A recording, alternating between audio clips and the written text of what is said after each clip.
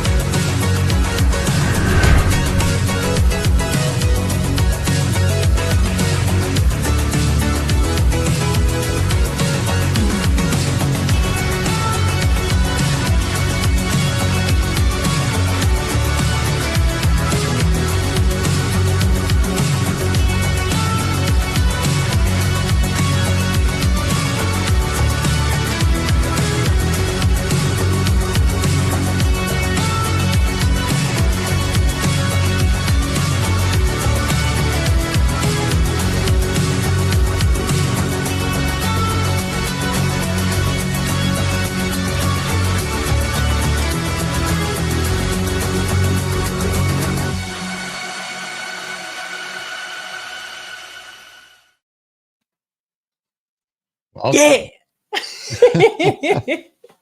Welcome everybody to Brad and Abbey Live.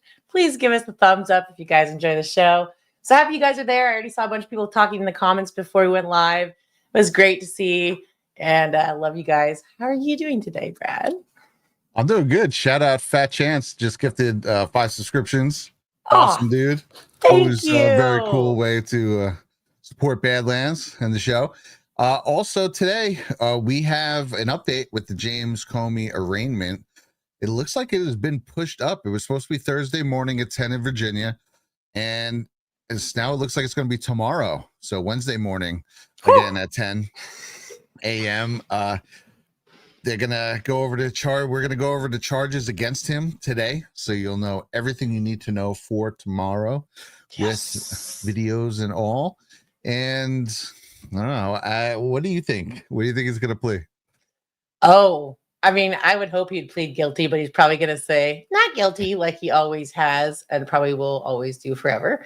But yeah, dude, I'm just hoping. Yeah. See, and so he's going to have to actually physically go in, like arrested.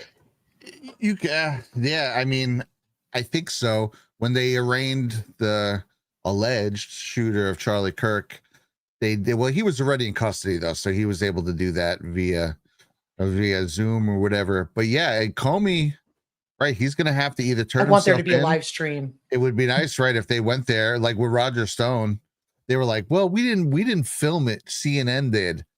Yeah, how did CNN know that was going to happen in the middle of the night? Clearly, someone told them. So it would be nice to see something like that. I mean, that's obviously not going to happen. They're going to let him turn himself in, I'm sure. And yeah, he has to appear tomorrow, which I think they did it on purpose. I think it was always supposed to be tomorrow, and they gave him the one day to kind of throw him off. And then all of a sudden, you have a day to get your orders in a fair. Think about whenever you're getting ready to do something, especially something as important as this.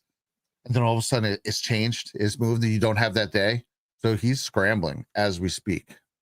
Yep, 100%. And it should be fun to see. I'm actually excited for tomorrow. You're doing your shows tomorrow, so you guys might be covering that. But all I know, so what you said, it was 10 a.m. Eastern Standard Time? Yes, ma'am. So 6 okay, so we need to get up early. I want to see it live. So speaking about all this, we're going to start out. Our first clip is going to be of Senator Graham, and he is questioning Pam Bondi. And I clipped out a spot here where they talk about James Comey. This was this morning. Let's take a listen. Comey, are you aware of the fact that in August, Comey, then director FBI, August of 2016, was in a meeting at the White House where it was discussed that by Brennan, then CIA director, that there was intelligence that maybe the Clinton campaign was trying to cook up a narrative that Trump was a Russian asset? Senator, I believe that has been reported publicly, but I cannot comment on that. Okay, well, I'm just telling you. Now, this is a campaign for president in 2016. In July, they open up Crossfire Hurricane. In August, they have a discussion in front of President Biden that there's intel that maybe this is generated by his political opponent. Nothing happened. In September, are you aware of the fact that the intelligence community sent a memo to the FBI director detailing intelligence that suggests it's Clinton's campaign is behind the idea that Trump is colluding or cooperating with the Russians? Senator, I believe that has been reported. And that was addressed to the FBI director and Mr. Strzok, this memo. Are you aware that he told this committee, I don't recall that, the FBI director? Senator, I can't discuss anything. Well, I can tell you this. What the hell would you recall?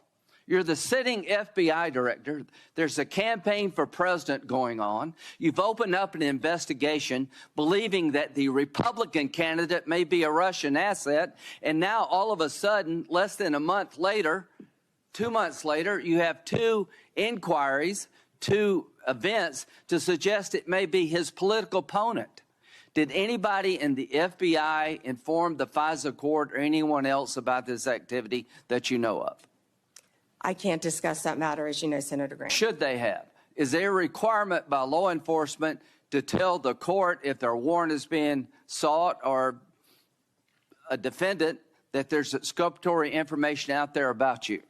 In general, of course, Senator. So, to the country, the FBI director gets a memo from the intel community. This may be all a political plot by his opponent. They didn't do a damn thing.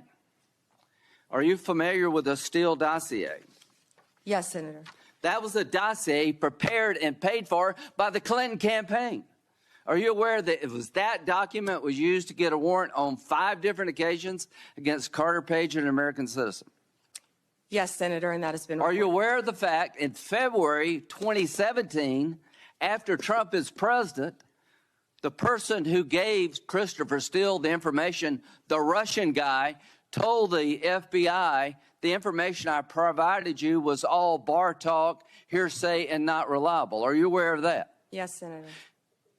Was there ever an effort by the FBI to tell the FISA court about evidence that the man who helped prepare the document retracted his statement? I can't discuss that, Senator. Should there have been? Can't discuss that. You wonder why we're looking at Comey? Give me a break. Why are we looking at Comey?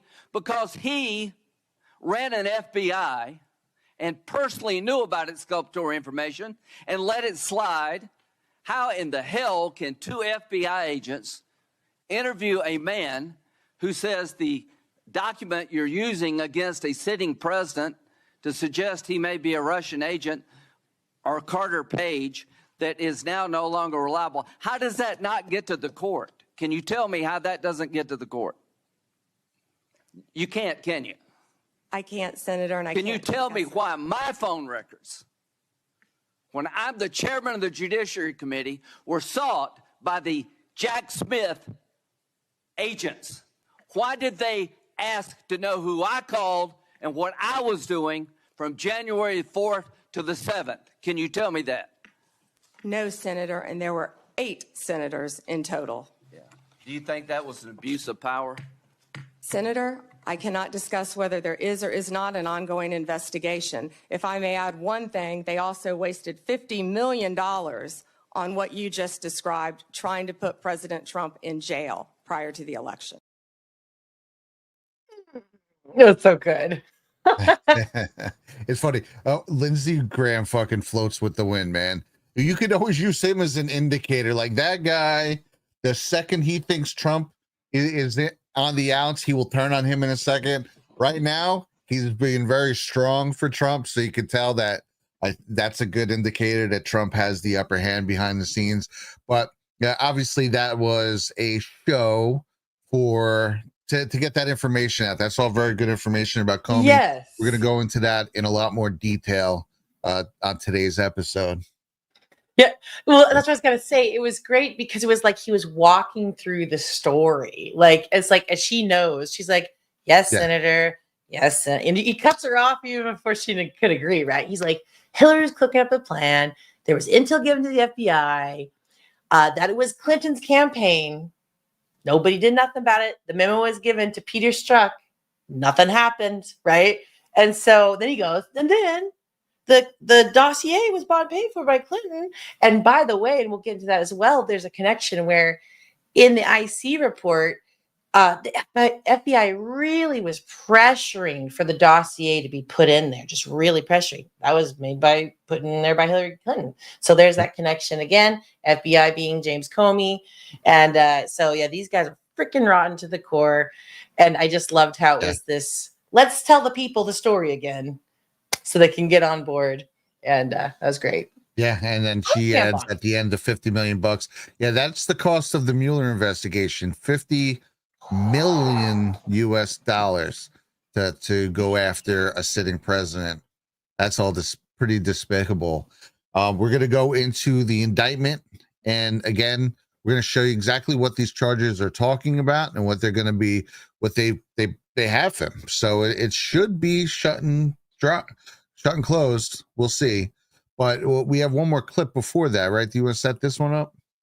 Yeah, so it's just a recap. This is of John Solomon, and he lays out the two indictments that are put on James Comey. John, let's start with the news and what you're hearing tonight. Well, listen, the key testimony against James Comey is going to come from his inner circle. One of the people that he trusted and ran the FBI alongside of will be the key witness saying, no, he authorized me to leak information contrary to what he testified to Congress. That's going to be a difficult case for James Comey to defend. I just want to step back.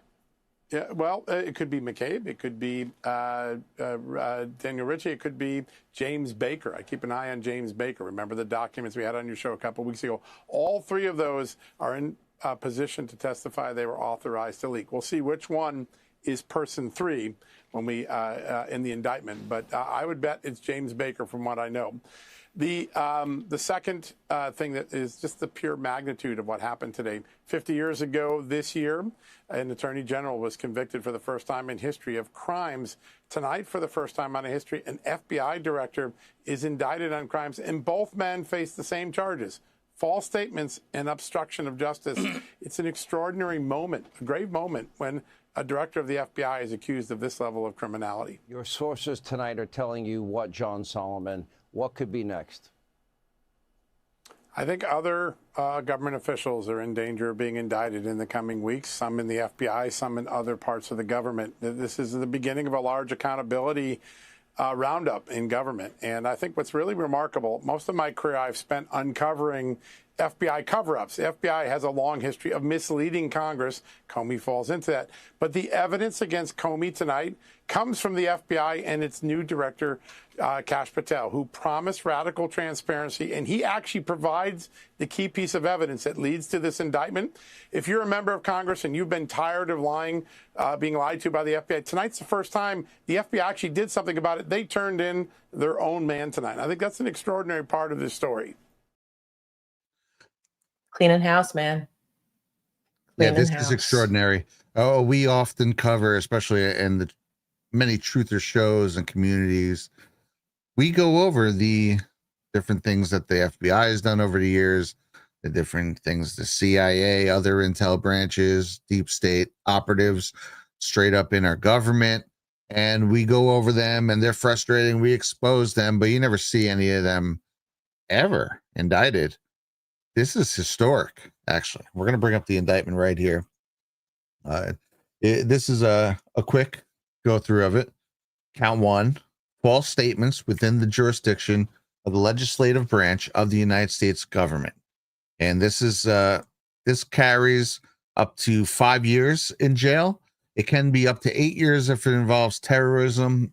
I don't think this, you can go either way. I want it to. Terrorism, right? Exactly. But at the very least, this first count is up to 5 years.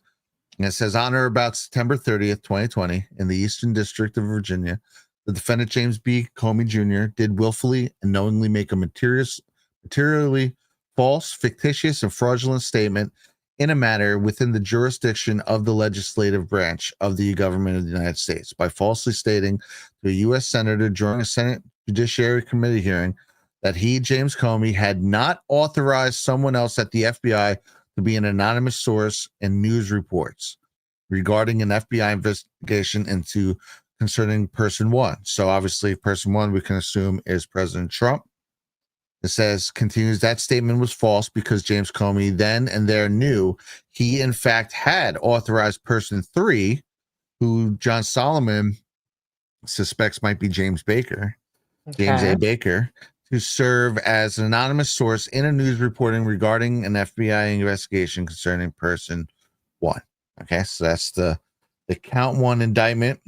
Count 2, it's saying on this date also he did corruptly endeavor to influence, obstruct, and impede the due and proper exercise of the power of inquiry under which an investigation was being had before the Senate Judiciary Committee by making false and misleading statements before that committee. Okay, so he's looking at jail time, and I think it's quite provable personally. So that's the indictment. So first we have an interaction. I'm going to show 2 interactions.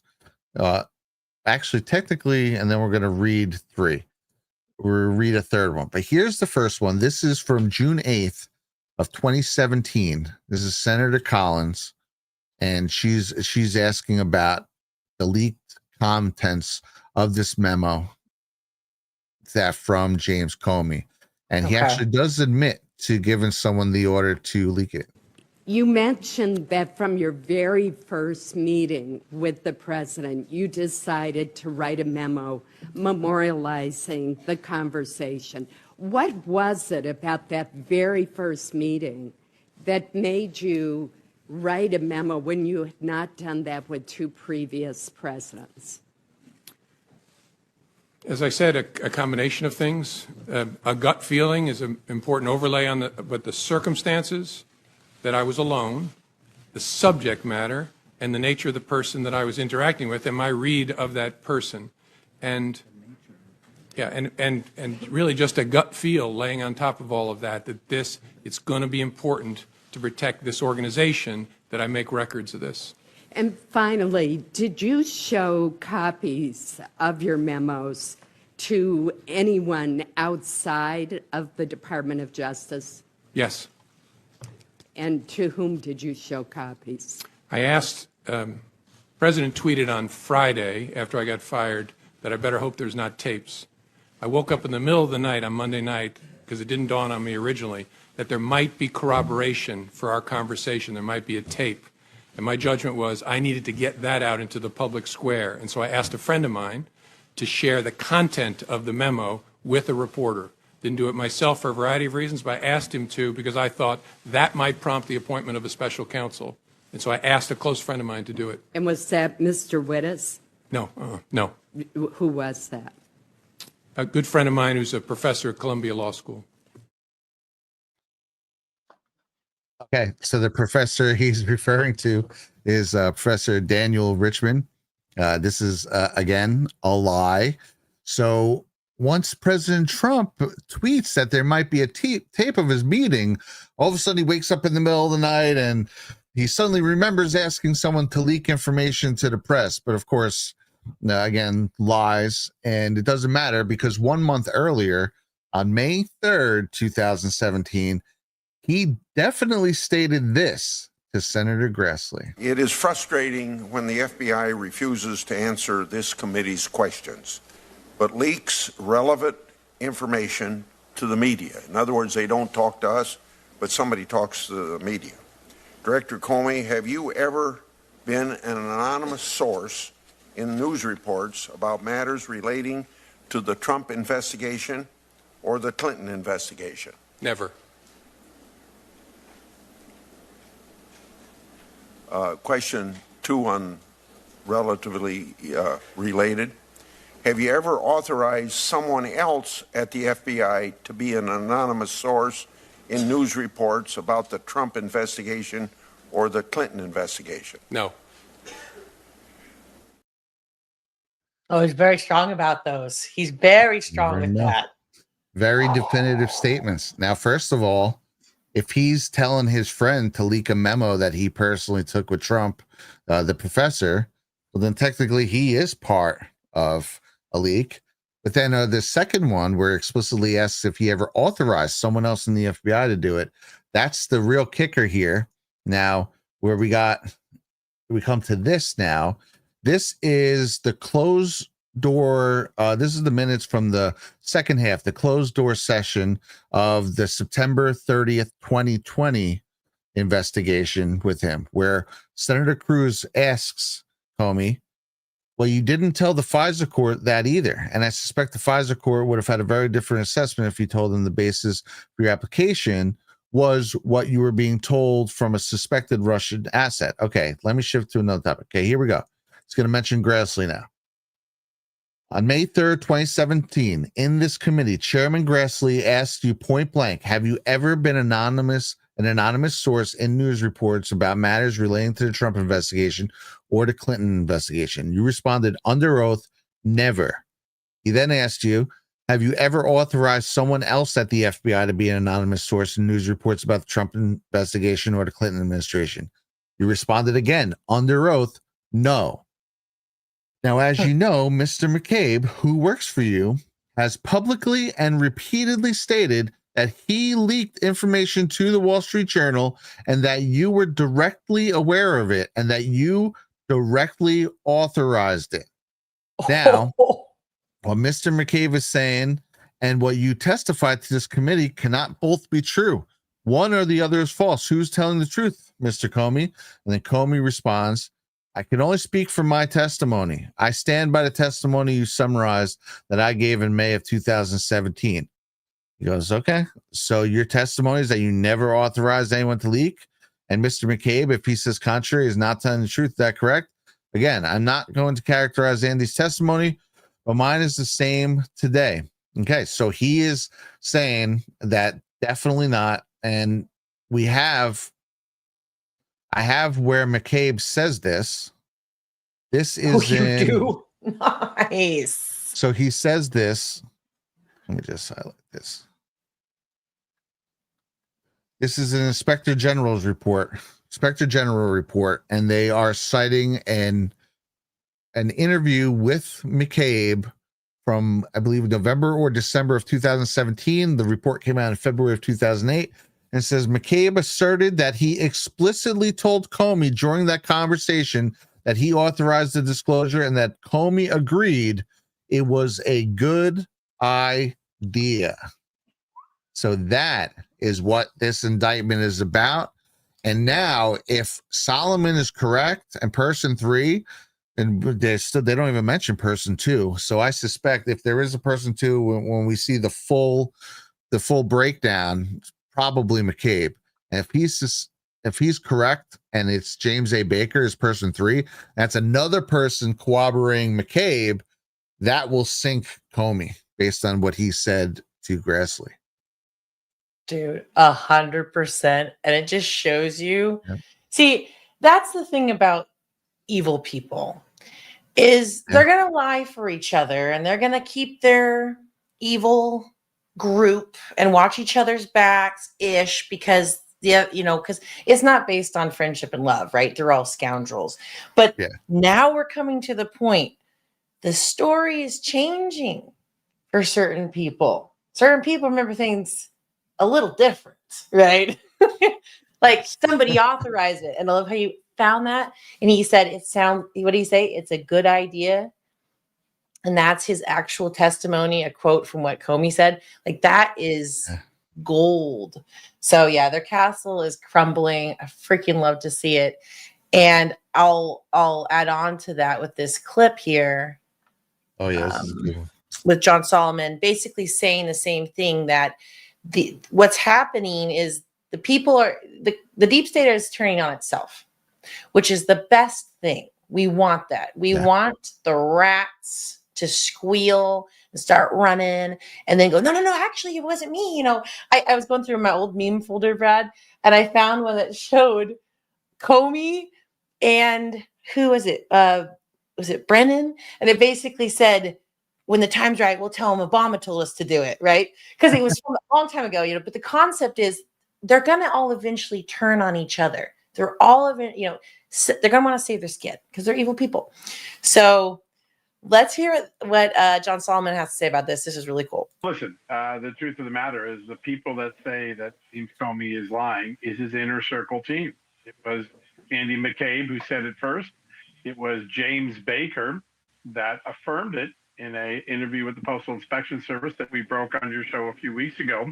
And in that case, remember what James Baker said to the government. He said that James Comey authorized me to leak classified information to the news media, to his chief of staff, James Rubicki. And then we don't know yet what Rubicki's account is, but I suspect those three men are going to be the main state witnesses against James Comey. It's not going to be a MAGA lawyer. It's not going to be a MAGA talk show host. It's going to be his own inner circle saying, yeah, he authorized us to leak, and yeah, he lied to Congress. So James Comey is going to face justice probably at the expense of his own inner circle, who couldn't lie when confronted about what he had done with the leaking to the media. Listen. So there you go, his own inner circle. And like I said, I wouldn't have it any other way. I want the sharks to just rip themselves apart and expose what went down. And that's the whole thing. They never thought she would lose. See, if she won, none of this would be a problem. And, it was probably all talked about in these meetings. Like, it's okay, we got you back. And, no. Nuh-uh. Trump appeared by the grace of God, and we got him in there. And now it's just so great to be at this part of I'll call it the story. I'm not like belittling it, but that's this part in the story where justice, it seems, will be served. And like what you said, how Trump has the approval of the people, and he is also staying. What's the word? He's remaining neutral. He's letting the agencies do what the agencies are meant to do, and they are put in there and report to us, we the people. And so we're actually seeing the way it's supposed to work. And like how John Solomon said, well, the FBI turned in one of their own. This is great. Yeah. This is house cleaning. So we're at a good part in the story. Yeah, this is a great part. And obviously everyone remembers Comey was a major part in the attempted takedown of a sitting president. This is horrendous. So we all remember these notes, the written notes from the August 3rd meeting. That meeting included, let's see here, Barry Soetoro, FBI Director James Comey, CIA Director Brennan, DNI Clapper, Vice President Joe Biden, and Attorney General Loretta Lynch were all in this meeting where, again, they literally talked about how it was a plan by Hillary Clinton to claim interference by the Russian security sector. That this is it, to vilify President Trump. This is the first half. Cite alleged approved by Hillary Clinton, July 28th, a proposal from one of her foreign policy advocates to vilify President Trump by connecting him to Russia. So not only that, this was officially sent from the CIA on September 7th, 2016, to James Comey, director of the FBI, and Peter Strzok. They explicitly sent a memo about this that includes those handwritten notes from the August 3rd meeting. That's why we know about them. And even states in writing in exchange, probably between Obama and all these people, discussing U.S. presidential candidate Hillary Clinton's approval of a plan concerning U.S. presidential candidate Donald Trump and Russian hackers hampering the U.S. elections as a means of distracting the public from her use of a private email server. Okay, so it's literally in writing from an official memo, yet they went forward anyway with this story. This is before the election. Then they went forward with it even worse. So not only was a memo, FBI memo sent detailing, not only was the FBI sent a memo detailing the Russian collusion story was a hoax approved by Hillary on September 7, 2016, citing a meeting that Comey was present at. That's twice over that he knew this is bullshit, but he even admits that there was no real collusion during a March 20th, 2017 Senate hearing. He literally admits that there was no collusion, yet they still went ahead with all this. Mr. Clapper, the former DNI, and we all know who he is. This is someone who should know. I want to read what he said just a few weeks ago. But Mr. Clapper then went on to say that to his knowledge, there was no evidence of collusion between members of the Trump campaign and the Russians. We did not conclude any evidence in our report. And when I say our report, that is the NSA, FBI, and CIA, with my office, the Director of National Intelligence, that had any reflection of collusion between the members of the Trump campaign and the Russians. There was no evidence of that in our report. Was Mr. Clapper wrong when he said that? I think he's right about characterizing the report, which you all have read. So he's saying he's right. There's no evidence of collusion. So despite being present at the literal inception of this farce, knowing it was a false story to help Clinton win the election, he and the Obama administration continued to use it as a weapon to undermine the incoming Trump administration. They put in the Pfizer application to spy on Carter Page after receiving that September memo stating it was a plan from Clinton. They proceeded to get the warrant.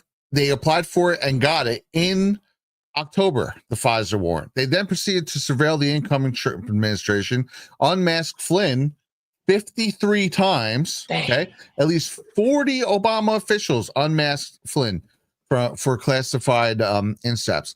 Then they explicitly, at Director Comey's behest, go in to harass General Flynn and ask him about information that he's obviously not going to share with the very admin, harassing him and his incoming admin, right, so they can use that as a technicality to put him in prison. It's disgusting. And Comey was so arrogant about what they did that he openly bragged about it as if he was some sort of hero for setting up and attempting to derail a new administration 4 days into their first term. This was an attack on the very fabric of the United States. And again, I will repeat, they go in to talk to Flynn about this, to set Flynn up on day 4 of the Trump administration. And here's him freaking laughing about it. You look at this White House now, and it's hard to imagine 2 FBI agents ending up in the same room. How did that happen? I sent them.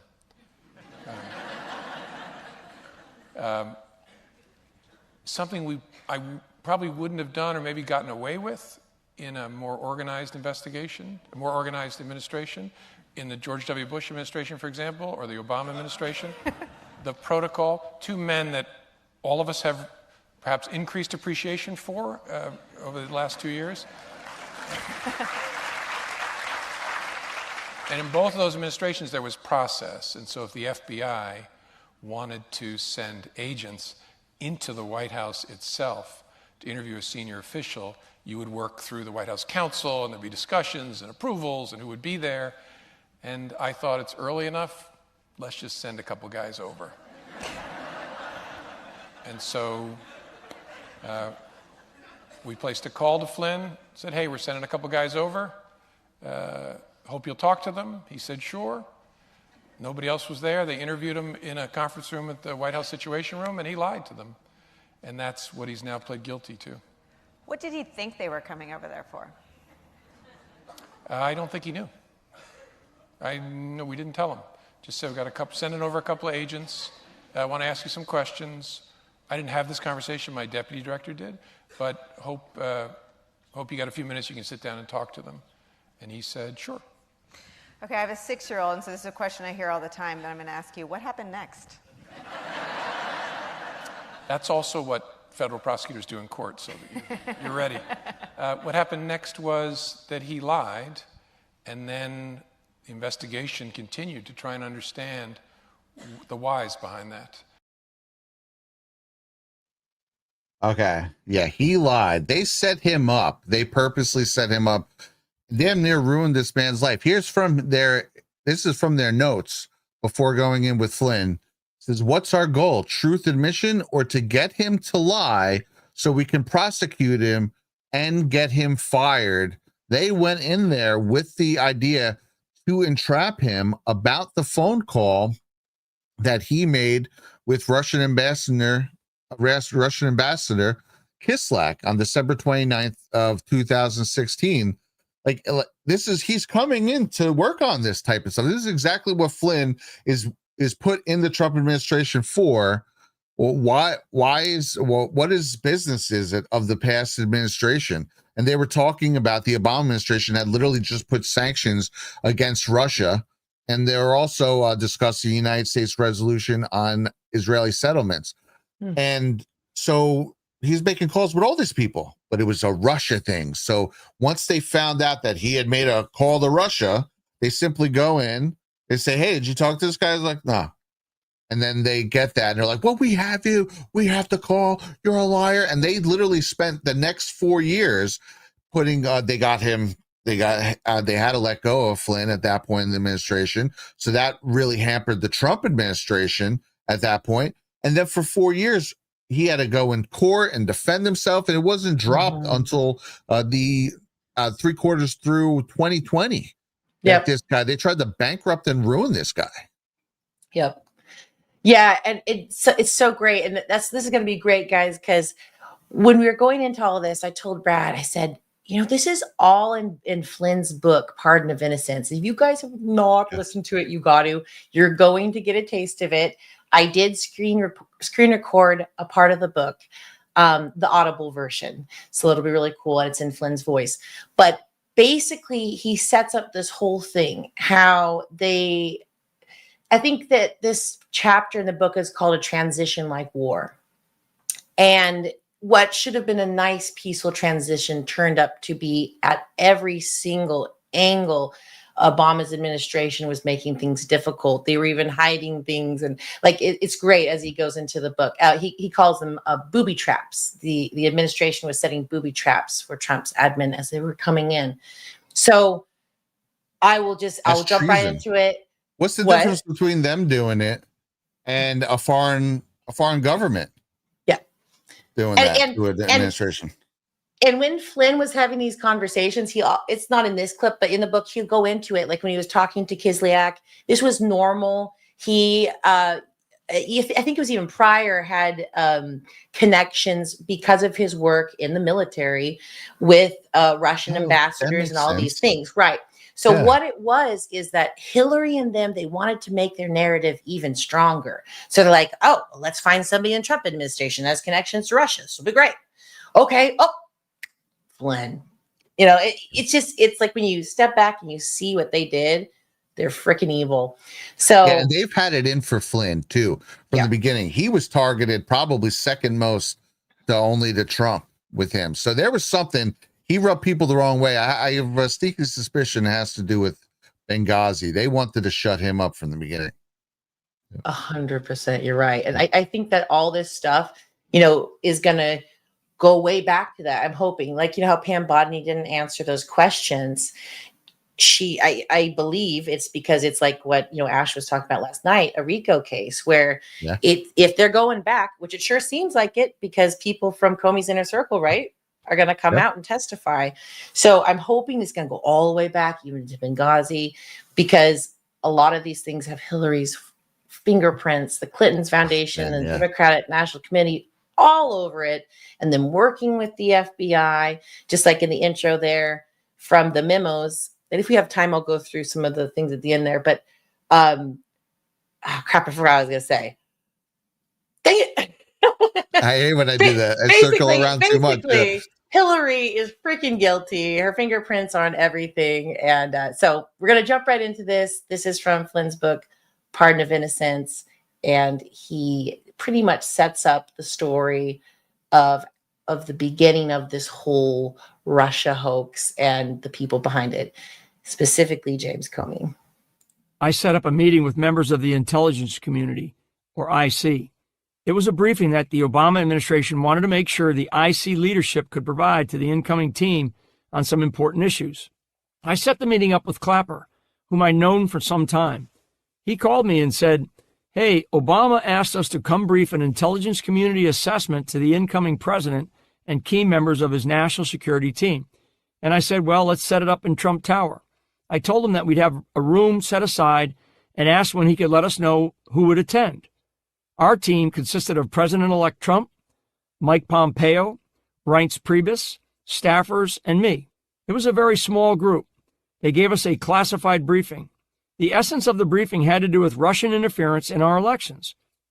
This information, unbeknownst to us at the time, was to be the prelude of the future dark times America was to face with what has become known as Russiagate.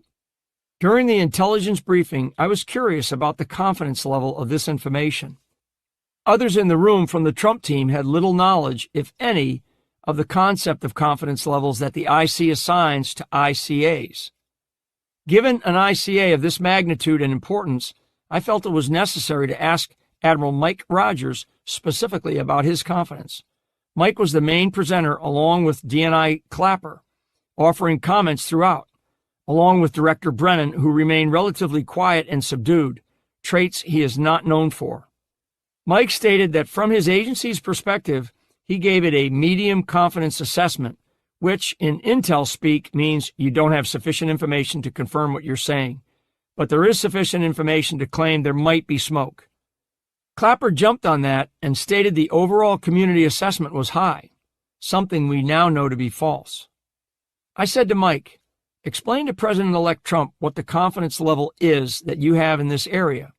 We use low confidence, medium confidence, and high confidence to describe the confidence we have in the sources and methods used to collect a given piece of intelligence. Then I asked him, what's your confidence? He said he wasn't at a high confidence level. Mike is a good friend of mine and a very honest guy. He was honest about how he felt. He said, I'm about medium. And that's what went into the record. The NSA was the one agency that bucked Brennan, Clapper, and Comey's bogus assessment about the Russians' role in the 2016 election. Did Moscow try to interfere in our election? Sure, just like they had even before the Cold War. That's Moscow being Moscow. But the ICA made it seem like the Russian president had wanted Trump to win, when we now know the opposite is true. The Russians saw Hillary Clinton as offering far greater continuity. So Rogers bucking the fake consensus was a big deal. As most Americans now understand all too well, the bulk of our intelligence collection is through signals intelligence, the collection of electronic data like phone calls, emails, texts, etc. When Rogers said the NSA only had medium confidence, that meant the NSA had no rock-solid signals intelligence to prove the case that Brennan, Clapper, and Comey were determined to make. Trump took it all in like he normally does with information. He listened and he appreciated it. I saw the briefing like a lot of other intelligence briefings that I sat through that have been vastly more threatening than what I just heard. When Rogers said he had medium confidence in the Russia interference assessment, I decided not to pay much attention to it. It was much less important than the fact that Russia was breathing down the neck of our allies in Europe. Another big worry was that over in North Korea, Kim Jong-un, little rocket man, was firing off missiles. Plus, we were still at war in Afghanistan and Iraq. We were coming into a really rough environment to take over the presidency and under the leadership of a man who wasn't a politician. Trump had a great grasp of foreign policy and what was happening. He hated the idea that we were in these endless wars, and it was a top priority to figure out how to get out of them. So there were real challenges ahead. That's what was on my mind. As far as the Russian interference stuff went, we looked at it like, okay, got it. Nobody believed this was a major threat to our peace and prosperity. It was just another thing on our to-do list as we got ready to go into the White House. When the meeting was about to break up, Comey said, Can I take 5 extra minutes with you? Everyone left the room but Trump and Comey. It was Comey briefing the president-elect alone on something we were told was too sensitive for anyone else. Trump obliged. That's when he briefed Trump on what came to be known as the Steele dossier, including ridiculous and salacious allegations against President Trump. It was a collection of fake memos written by a former British intelligence officer named Christopher Steele. As we would later find out, it was paid for by the Hillary Clinton campaign. It was the centerpiece of a dirty tricks operation to frame her rival and his team, including me, as Russian spies.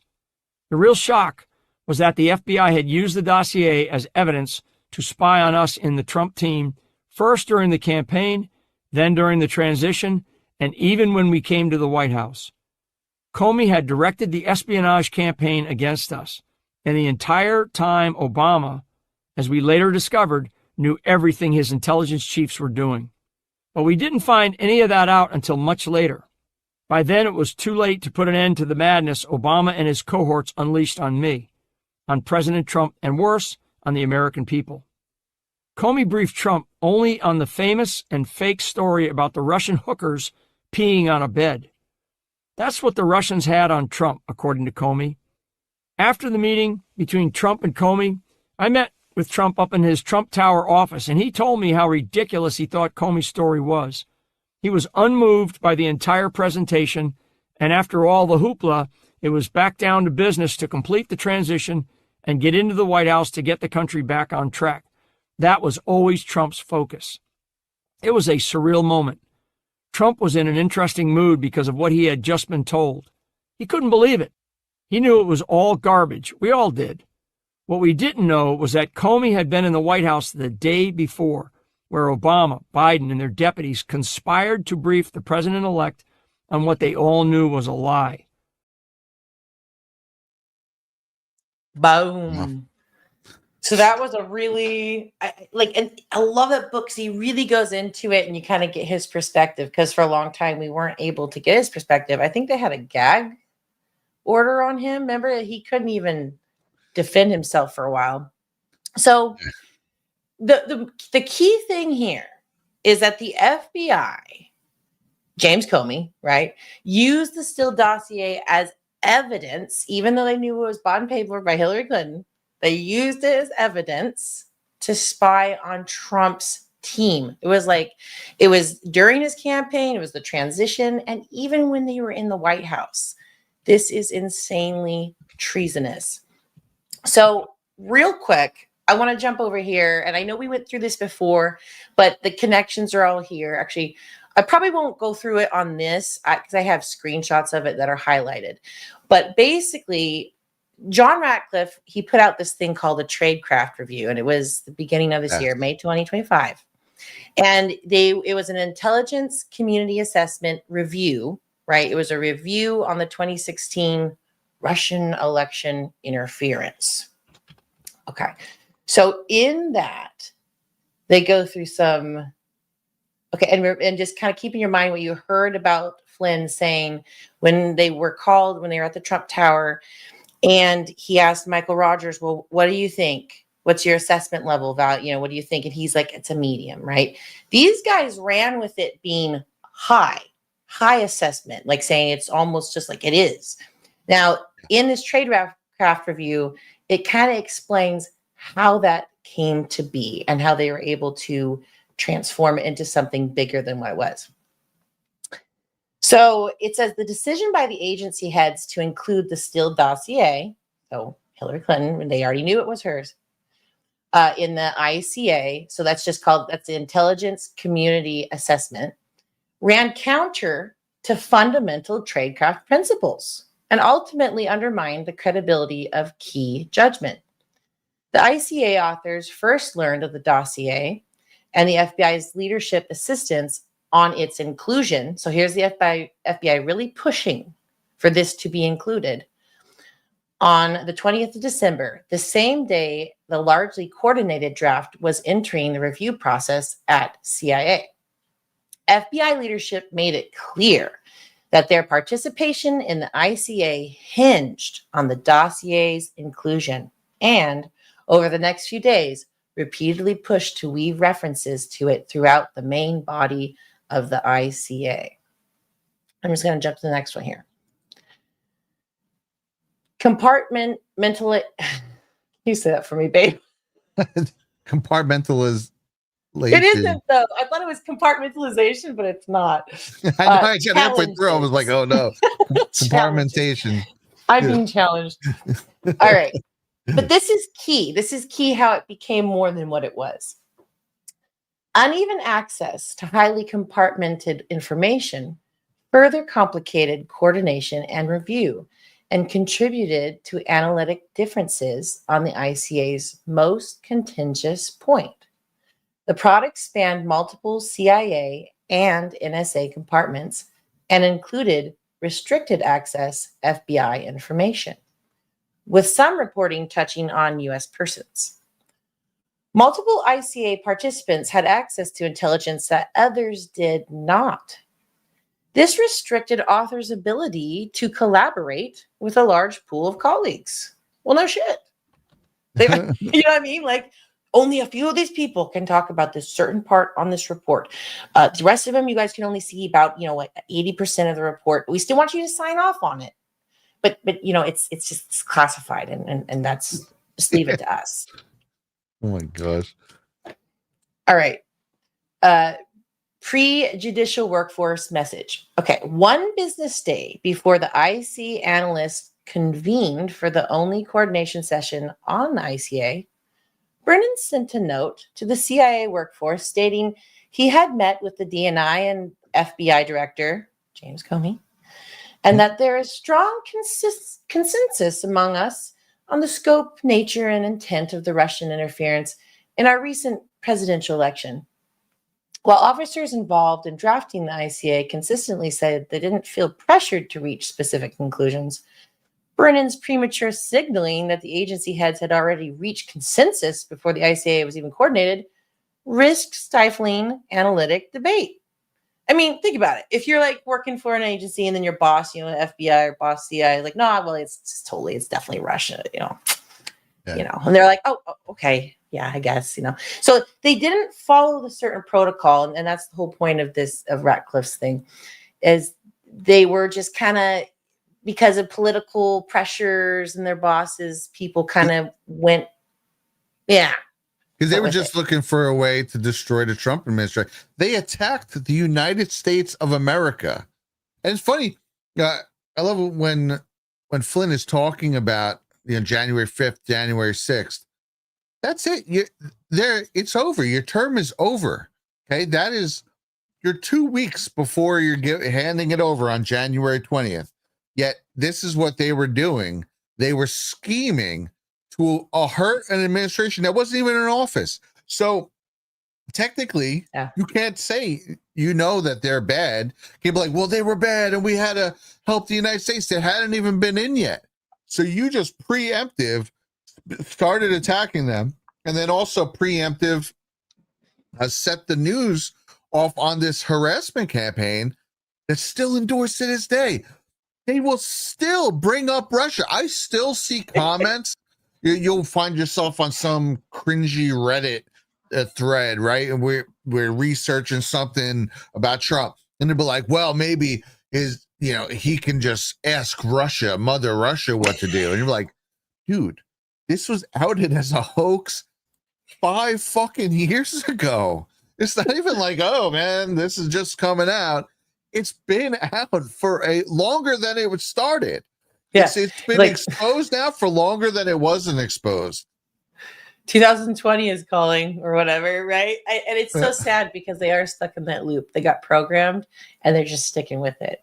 It's just really easy just to stick with something, and you don't have to think about it. So I feel sorry for those people. But I had one more. That was done through the media. This was a part of an attack. They attacked the United States of America. The Obama administration, in their last 6 or 7 months, formed an attack on the United States of America. Isn't that sick? Yeah. It was a coup. They met. Yeah. They all made a plan. It was an act of war. Yeah. Yes. Yeah. Exactly. I do agree. 100%. Okay, I'll pull up the last one real quick. So confidence levels, because this kind of goes in what Flynn was saying. The Aspire judgment did not merit the high confidence level that the CIA and FBI attached to it. So right there you go. The CIA and the FBI were really pushing that. Who is that? Brennan and Comey. Yes. As explained in the ICA's Annex H, estimative language, high confidence generally indicates that judgments are based on high quality information from multiple sources. The ICA emphasized only the one highly classified CIA serialized report to support this judgment. And again, you'll read in that only certain high-ranking officials that Brennan had in his, he called it supercell or something, were privy to that information. So it was a hoax, man.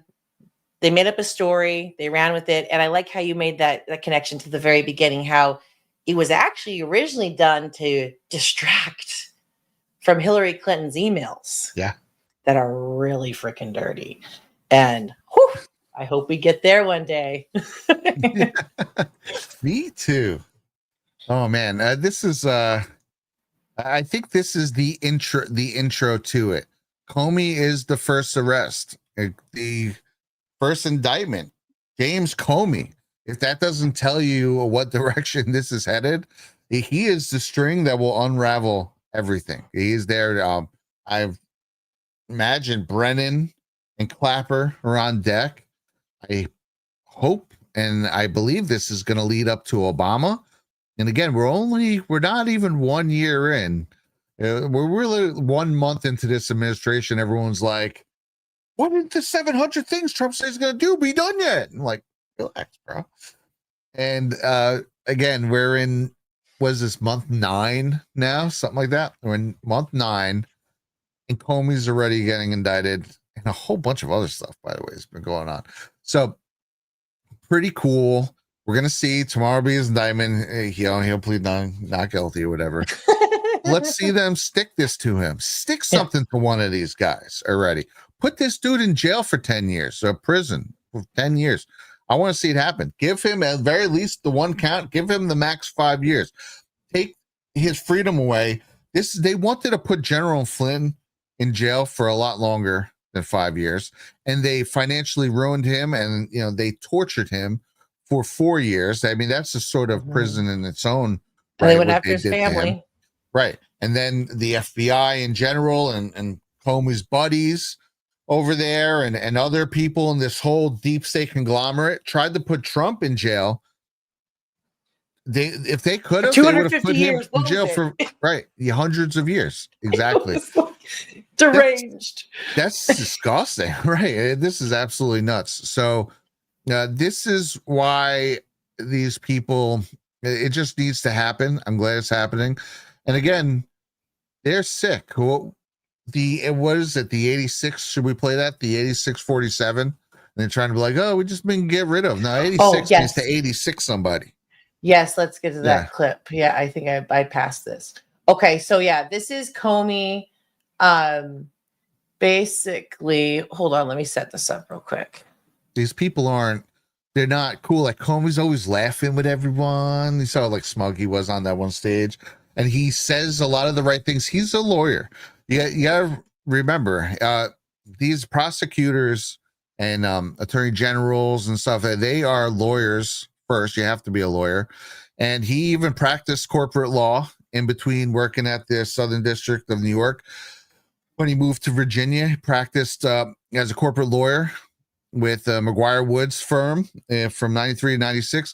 Then he was offered an assistant U.S. attorney's job by Helen Fay, a Clinton appointee for the Eastern District of Virginia in 96, and is immediately made a deputy special counsel on the Whitewater investigation, which, surprise, nothing happened from the Whitewater investigation. He was one of several deputy special counsels, but it's just a little interesting that he was given the job as an assistant U.S. attorney in the first place by a Clinton appointee and is immediately put on the investigation into the Clintons that led to nothing, like all these friggin' investigations do. So she's like, they're will slick. you lie? Yes. How good are you at lying? You need to prove. I'm the high witch. Okay, I need to decide who. I mean, literally, Hillary. I feel she's a witch, man. She's straight up evil. And so, I actually believe that too. Yeah, they no knew they joke. could find people that could lie for them and protect them. Okay, we'll get you on board our evil train. Just don't turn on me. You might wind up, Yeah, I mean, they're nasty, dude. yeah. So that kind of leads us to this. So, we see all this stuff that, FBI and them lying and all this stuff and spying this and that. But then here's the next level of this, where this is a death threat. I don't care. They weren't, basically the Secret Service went and questioned Comey, and how it goes is because it could be kind of not a death threat if you want to translate it that way, that it couldn't be brought into court of law. So it was just kind of dropped. Screw that, man. So Donald Trump Jr. posts this. This was May 15th. He says, just James Comey casually calling for my dad to be murdered. This is who the dim media worships. Demented.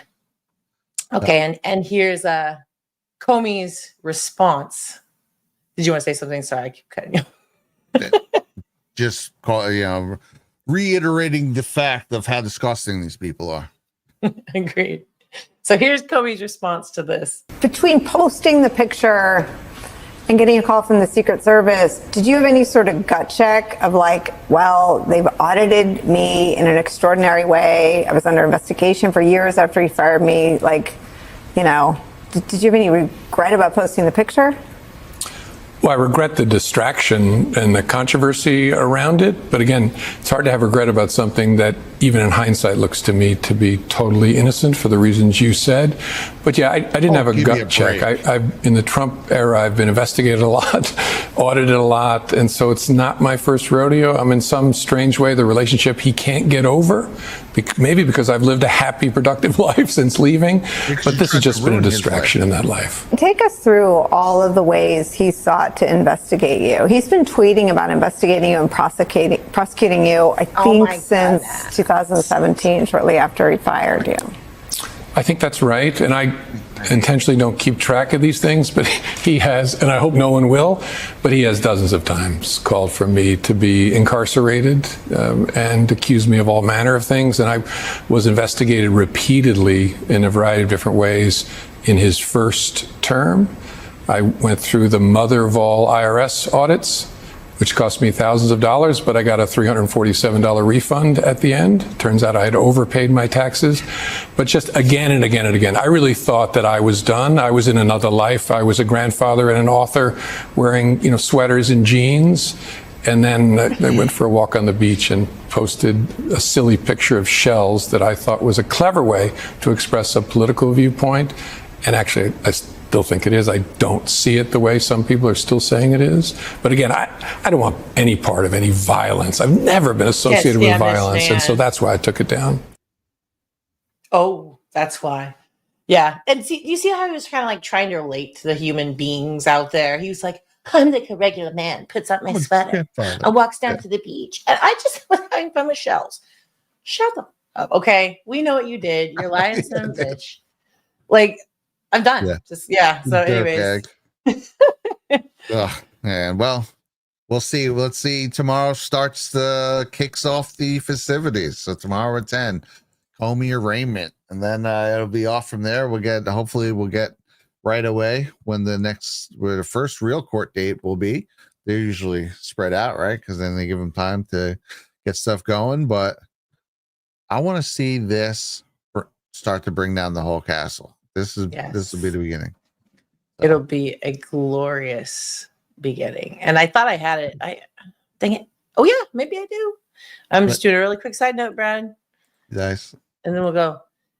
There's always this. Yeah. There's always September 11th, Comey Brennan Towers posts. Yeah. Yeah. See, I don't have the other one, but yes, exactly. No, they were right next to each other, two towers, and one of them was James Comey for treason. He was tasked with investigating some of the claims from September 11th, which again all led to nowhere. Oh, it's not Al-Qaeda. Which reminder, wait, before we go there, we're getting there, don't worry. Is today is the anniversary of a very important 9/11 day, the day that we went into Afghanistan and started our quest to end Al-Qaeda once and for all, which of course was approved in the immediate aftermath of 9/11 attacks. Oh, wait, that's right. It wasn't approved in the aftermath of the 9/11 attacks. It was approved the week before 9/11 on September 4th. It was the new strategy to take out the Al-Qaeda network. We also moved to develop a new comprehensive strategy to eliminate the Al-Qaeda network. This is per Condoleezza Rice, and it was approved a week before 9/11. Totally not shady, guys. And then which led to the beginning of the complete and utter destruction of the Middle East, which started on October 7th, 2001. So happy anniversary to that. That's so crazy. And those are one of those, and I love that, and you do highlight that in your documentary where it's like, if you can grasp, that's why timelines are so important, because we're fed to believe it was, like you said, the knee-jerk reaction. Oh, 9/11 happened. Now we got to go over there. No, it was approved before. Why would that be? How would they know? Never even heard of Al-Qaeda until 9/11. No one, you could be like getting like a government official and be like, well, we were tracking them since the call. And give me a freaking break. Okay. You're telling me that the comprehensive strategy, the call didn't even happen under the Bush administration. They weren't even 100% sure the call was the friggin' Al-Qaeda. So now you're going back to the embassy bombings, which was years past in the middle of the Clinton administration. And the first presidential policy of the Bush administration is to take out Al-Qaeda once and for all, and you approve it right before all the permission in the world to do so was handed to you on a silver platter. It is bullshit. But we will really quick here. Kitsko, we did have a super chat tonight, guys, from our friend Kitsko. Says, congrats on being a million view man, Brad CGZ, and thank you, Abby, for enduring the time he spent doing it. Also, I'm guessing it won't be his last, hopefully. Yeah, well, we will see. Of course, I've put out many things like this. Nothing this long. The longest I ever did before this was probably with just over an hour. And so there will be various inceptions of Brad Zerbo digs coming in the future. And hopefully you'll put up with all of them. Well, and it all depends on the administration. So like, and me and Brad, we were reminiscing, about like when Q was posting, when that would happen, it would be a very nice fine direction for us as bakers to go, okay, I'm going to dig this, I'm going to do this, I'm going to make a video and put it out. And this is what Brad did. So right now we have the Trump administration in, and we are kind of all guys, we're all braced, right? We're waiting for this first arrest. A lot of those people that have, followed the Q posts. And we know that this is just, it's not like this crazy prediction. It's just the order of things. If you're going to root out evil, if you're going to get the deep state, if you're going to clean house, you got to start doing arresting. You will not get the public approval and trust for these agencies ever again. Like I even I wrote under Flynn, one of Flynn's posts. I was like, Cash Patel and everybody's in the FBI. I trust, Dan Bongino, but it's like, I am still waiting. And it's like, we do need accountability because like, we just have to, we can't continue. And for all, people that understand the concept of the global elites, the New World Order agenda, this is a group of people that it's not just an American thing. So Trump is like, he's busy fighting at all angles while trying to clean out. And, it's wild, but I do believe that they're working hard and that accountability is coming. So hold on. Hold on. Yeah. And again, going back to Kitsko posts, she says, congrats on being a million view man. So for you guys don't know, Codex 911 hit 1 million views this week. Go 1,020,000 views. I'm blown away. I can't believe it. I've never had a video go over 700,000 views or in the 700,000s. And even those were early on in YouTube. Once YouTube shadow banned me, maybe like late 2019. After that, I never got anything over a 500,000 views.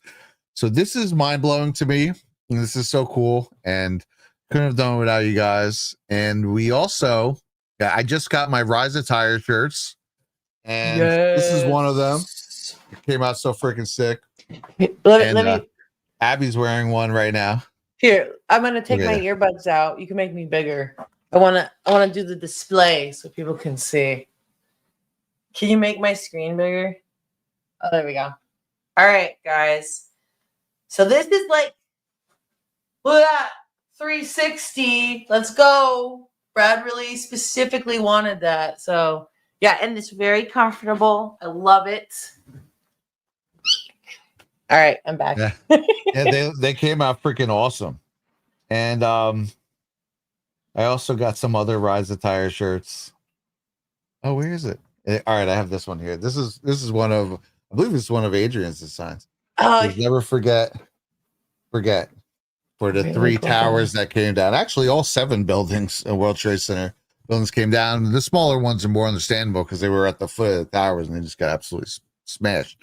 But yeah, so that's but cool. Like this is like a straight up crazy talking point because this is what I thought. Okay, guys, like I just think about things. I'm like, yeah, it's pretty cool, and I go, it's literally the 2 towers blowing up in front of me. Like this is kind of like somebody can't walk by and go, right? So they're gonna go like, well, that's crazy. Why has she got a picture of like a terrible event or whatever? And it's like Codex. And it's supposed to have a QR code on the back. I think it does. I don't have one close. Yeah, so if you scan that QR code, it will take you to Codex 911. Is it? Yeah. That's so freaking cool. So you can just do that. You could just tell people walking by. Yeah, and you could get those if you just go to badlandsmedia.tv/Codex911. That has everything, how to watch, all different stuff. But it's got links to the merch. And then these are all just take you to the actual merch page. There's even more than this there. It'll take you to Rise of Tire. And verify you're human, naturally. We don't want any bots wearing our shirts. Okay. Beep bop boop beep bop beep bop boop. And there we go. Boom. Look at that. Hoodie, shirts. This is so freaking cool, man. Dude, the hoodie, 360 hoodie. What is going on? Yeah, it looks sick, dude. Oh my These all look sick. And this is my old channel logo. I always wanted this. I always wanted a shirt. Well, in my head, I wanted the white one. They come in both. But wait. Yeah, this one. In my head, I always back in the YouTube days wanted a white version of this shirt. And I got one now. It's on my bed. That's awesome. And this was just me just wanting to put it right there on the bottom. To own this. But no, maybe not. It's okay. We're figuring out your website. That's why. Yeah. So anyway, you got that, and it's really cool. And so definitely go check that out. Again, that's badlandsmedia.tv/Codex911, and that'll take you right there. And yeah, man, 1 million freaking views. I'm blown away. I think, what did I tell you before we released? I thought it was going to get like 100,000. I mean, this is the Badlands community and everyone, and John, and being on this platform. It's such a beautiful thing. And, you need both. And, I told John, I was thanking him the other day for allowing me to, put this out on Badlands Media.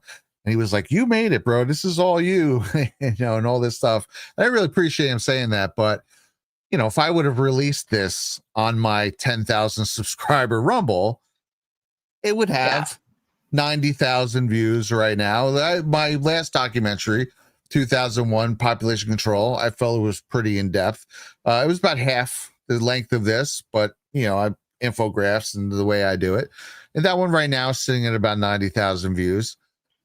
And maybe this one would have got 200,000 views, but there is, that's there's something to be said, and for being allowed to be on a platform like this. So I am very grateful. I will never forget that opportunity that was given to me here at Badlands, and I, some people get short memories with that sort of stuff, but I will never stop being grateful for that. And I'll never stop being grateful for you guys. And you guys shared it to your friends. I love all the stories of everyone like, yo, I sent this shit to my mother-in-law and it blew her mind. And she finally is questioning 9/11 for the first time in 24 years. Like so many stories like that. They're like, yo, man, I freaking got my boy. He blew his brain. And, so it's, very, very cool. And I really appreciate you guys for doing that and helping me out with that. Patriots helping patriots. That's how it gets done. And Amen. Yes, we love Badlands, like with all my heart. Like I'm a spiritual person, so I see the God connection here. Like just like everything, like how me and Brad, like we were both truthers in our own craft. And then God brought us together. And then you through the people that you knew, and then knowing John, and then Badlands. And then it's just such an amazing thing. Now we have a platform to like counter the fake news. Like this is a hard, it's awesome. I mean, look, I love doing it. I'm never going to be complaining, but to counter the fake news is work. You're going against the narrative. So, but I am so honored to do it. And as I know you are, Brad, and then all of you guys out there just sharing, making your own posts, like how Brad's even done the how to make a meme, and walk you through. Memes are what have changed the world. I remember Donald Trump Jr., he did a post where he's like, we're fighting a 10,000-year cabal with memes. Like, let's go. It's how we do it. It's how we do it. Best, right? Yeah. I love it. I love all you guys. Thank you so much. And I freaking love it too. I want to share this. I think this is really cool. Wait, where you go? I moved us. S. Booson says, I hosted 2 watch parties. Honestly, you have probably closer than 2 million actual views. Yeah, well, I know what you're saying with like multiple people. Yeah, I've heard a lot of people talking about watch parties and stuff. And again, it's about, there were a lot of people in Deadwood who were like, you need to put this behind a paywall. I was just like, no, dude, this is the paywall. This quick, you want to see it early for a week or two and support. And people were very gracious in doing so. And that's awesome. That was cool. Yeah, that's the paywall. But this is being made, this sort of stuff. I've been doing this since 2017, literally to help Trump and help the Great Awakening. And there you go, man. I put it out there, and now we can have fun conversations about this. And now we're on to the next thing. And again, Comey, I hope this was an informative episode. You guys could have all the ammo to have spicy Comey conversations with your friends, and all the clips you need and everything you need right here on Brad and Abbey Live. Tell your friends. We love to do it. Yes. All right. Should I run through the ads? Yes. Do you have the ad read? Oh, yes. I gotta read this. Hold on, yeah. Here we go. There you go. Wait, hold on. I gotta open it up. You guys are definitely gonna want to stick for this. And then this is River, right? Yes. Okay, yes. You guys got to stack sats with River, the Bitcoin only platform built by Bitcoiners for Bitcoiners. Why River? 0 fee reoccurring buys. Stack Bitcoin effortlessly, hourly, daily, weekly, or monthly. You got 3.8% Bitcoin interest on cash. It's FDIC insured, no minimums, withdraw anytime, expert US-based support, human help plus private clientele services for big buys for over 100K and more. So you get straight up help with that. That's cool. Business accounts, you can boost your balance sheet with Bitcoin and earn 3.8% paid in Bitcoin. Top tier wallet, send, receive, and manage Bitcoin securely. Unmatched security, full reserve custody, multi-sig cold storage, and proof of reserves. So go to badlandsmedia.tv/river and earn real returns. That's badlandsmedia.tv/river. Oh. Your crypto deserves the ultimate protection, and Trezor delivers just that. Trezor offers a secure and user-friendly solution for managing your digital assets. It delivers on its promise of robust security, providing a crucial layer of protection against online threats and unauthorized access. Since 2014, over 2 million users have trusted Trezor, the world's first hardware wallet, to secure their Bitcoin, Ethereum, and over 9,000 other coins and tokens. With state-of-the-art encryption and offline storage, Trezor keeps your assets safe from hackers, malware, and exchange breaches.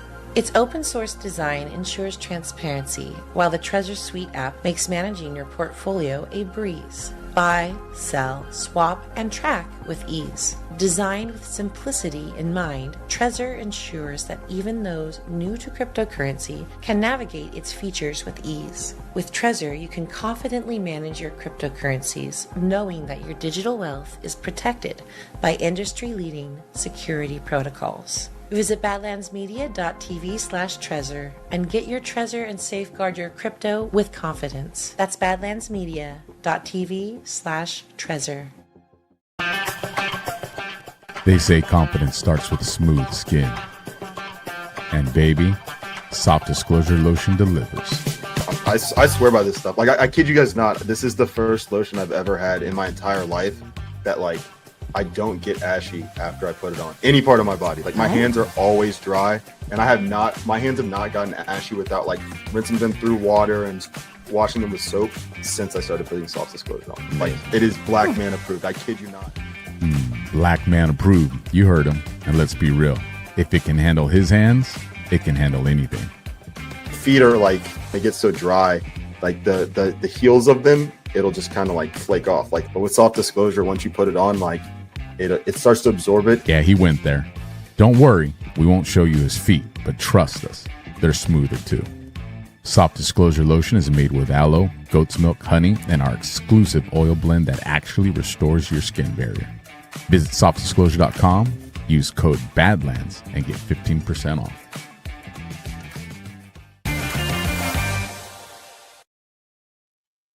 Yeah. Do soft disclosure. So good. And this one smells so amazing, by the way. I love it. It's a vanilla citrus. I was brave the other day and I tried the deodorant and it freaking worked. I'm usually not a fan of non-regular deodorants, but I gotta say, it worked, and it worked for 2 days. I didn't even take a shower the next day. Not on purpose, but I noticed. I was like, oh, okay. Confessions. Yeah, this is great. I love the smell of this. People take too many showers, Ricky. Well, thank you guys so much. Please give us the thumbs up. And let's see what's next. Story hour is coming up, I believe. I don't know what. Brazil. Thank you. You're always on the top movie of Brazil. this. I don't know if it's the Robert De Niro one, the crazy movie, but the crazy movie. What is this? I don't know. It's a movie called Brazil. So I mean, they always have cool. It doesn't matter what movie they do; it always spirals into something pretty badass. So yeah. Yes, exactly. Brazil. Yeah, I see it. All right. Well, guys, thank you so much. And yeah, we will catch. Well, Brad, you're going to be on tomorrow. I'm assuming you guys are going to be all over the Comey thing. Well, maybe. We'll see what happens. Maybe. I guess it depends. I mean, he's pretty much going to show up and be like, I didn't do it. You know, it's just the arraignment, but he knows I'd be all over it. Yes. All right, guys. Thank you so much. Please give us a thumbs up on the way out. Real quick, I just want to say, and look out this Sunday, I think it's starting this Sunday. I'm going to be starting a new show with Alpha and Josh Reed, and it's going to be kind of like a secondary version of what they're doing here at DEF CON 0. Obviously, a little different because, you know, I got Zerbo on board now. But we're going to be doing Q After Dark or Q After Hours Sunday nights starting at midnight. So it'll be more of a West Coast show. But yeah, stay tuned for that. It's going to be fucking cool. Whoop, whoop. Awesome. Cool. See you guys. See you guys.